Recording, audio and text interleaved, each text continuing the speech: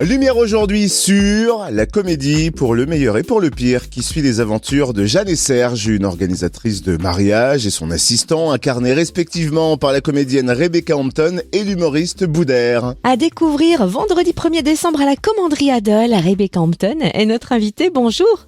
Bonjour et merci parce que c'est une très bonne explication de pièce. Vous allez nous en dire plus quand même, évidemment, mais merci beaucoup. Alors ça fait quand même un an, je crois, que vous jouez cette comédie, bien souvent à guichet fermé d'ailleurs. Du coup, elle est plus belle la vie. Comment vivez-vous cette tournée ? Je la vis avec un immense plaisir parce que en plus de mon camarade de jeu Boudère, on est 6 sur le plateau. On a Audrey Garcia, Florence Savigna, Amélie Robert et Thomas Hoff. Et on est vraiment, on est plus qu'une équipe, on est vraiment une troupe. On prend énormément de plaisir à la jouer. Et je crois que le public le ressent. On s'amuse beaucoup. Puisqu'on parle de la troupe, parlons des auteurs. On doit cette comédie pour le meilleur et pour le pire à Jean Franco et Guillaume Mélanie, auteurs notamment de la pièce à succès Panique au ministère dans laquelle vous aviez joué. Du coup, la connexion était évidente pour cette nouvelle pièce. Ah oui, parce que Panique au ministère, je l'ai joué avec un immense plaisir, mais je n'ai pas créé le rôle puisqu'il avait déjà été joué et interprété notamment par Natacha Hamel. Alors que là, pour le meilleur et pour le pire, c'est vraiment une création. On y a mis tout notre toute notre envie, tout notre bonheur et voilà. C'est vrai que c'est 2 auteurs que j'aime particulièrement. C'est Guillaume Mélanie qui l'a mis en scène et voilà, on a toujours autant de plaisir après plus de 70 dates qu'au début. Alors forcément, ce sera pour le meilleur et pour le rire en ce qui nous concerne, mais quel est le pitch de cette pièce pour le meilleur et pour le pire ?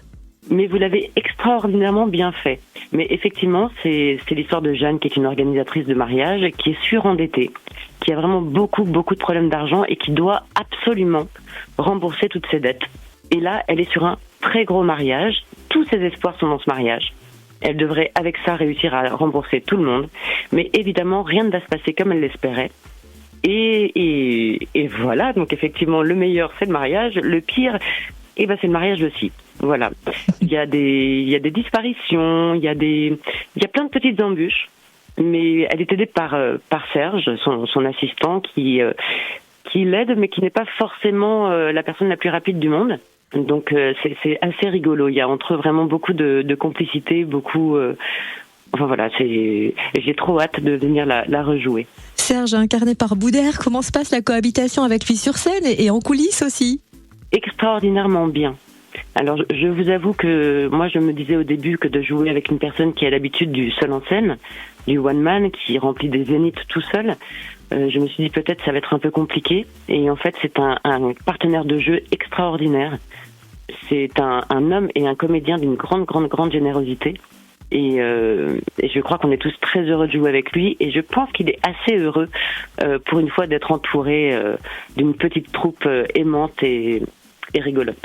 On aime découvrir les coulisses, c'est vrai, particulièrement la préparation, le travail en amont de la pièce. Par exemple, combien de temps a-t-il fallu pour apprendre le texte et répéter ? Alors apprendre le texte, ça dépend des gens. Moi, je parle à peu près 1h45 sur ce plateau. J'ai beaucoup de textes. Moi, j'apprends les textes en les écrivant. Donc parfois c'est un peu contraignant, mais c'est ma façon de travailler. Et j'ai une amie qui me fait beaucoup répéter. Donc ça c'est pour tout ce qui est juste italienne. Et ensuite on a répété à peu près pendant 1 mois pour avoir tous les déplacements. Donc on répète sans décor. Et puis quand on arrive après dans ce qu'on appelle une résidence, on commence à répéter. On doit avoir à peu près 2 jours de répétition dans le décor et dans le théâtre dans lequel on va jouer La Couturière, donc la première. Et après 18 ans dans le feuilleton télé à succès Plus belle la vie, c'est pas difficile de plonger dans un autre univers ? Ah non, parce qu'en fait, j'ai toujours fait du théâtre, même en étant dans Plus belle la vie. Et puis, j'ai fait d'autres séries à côté.